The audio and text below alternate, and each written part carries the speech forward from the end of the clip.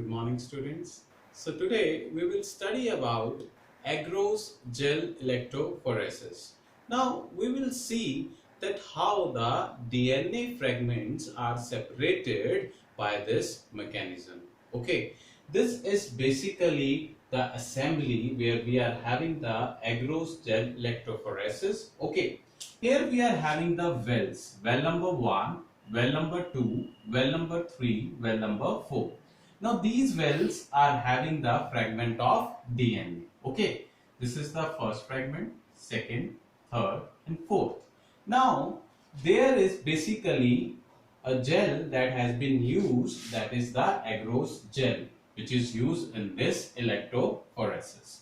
Now what we have to do is, these are the fragments of DNA. Okay, we have to give the electric field, that is the electric field, to separate the fragments of DNA. Once we are giving the electric field, the fragments of DNA, they will be separated and we will be having the DNA bands. First we are having here the large bands, then we are having the small bands. Okay, so two types of bands we are having, large and small.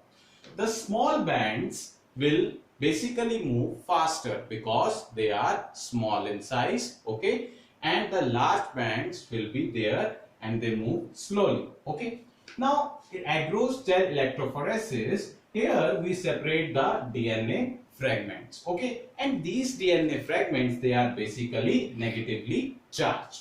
Moreover, which gel we are using, as I already told you, that is the agarose gel. Got it? Now if we want to see this separated bands of DNA, we use a dye which is called the ethidium bromide.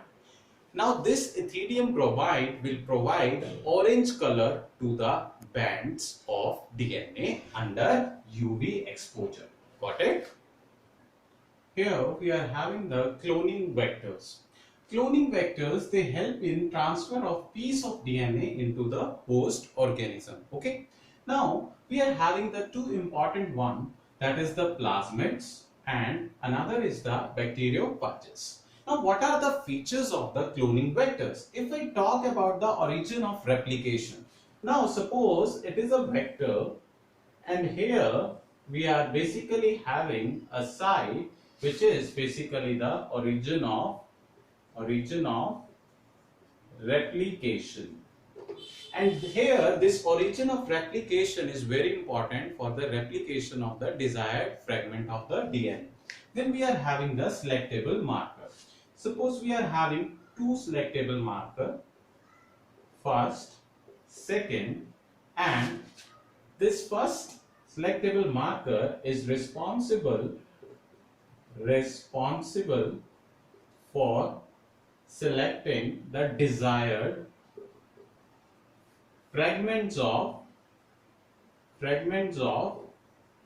DNA. Okay, this first selectable marker, let it be SM in short form, selectable marker, is responsible for having the desired fragments of DNA, and the second will choose the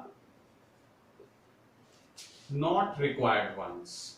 Got it? Which we don't require. So this helps us to distinguish between the desired fragments and those fragments which we don't require or which are not required. Got it? Then we are having the cloning sites. These cloning sites are also called the recognition site. Recognition sites which basically recognize the desired segment. So this is all about the cloning vectors. Thank you.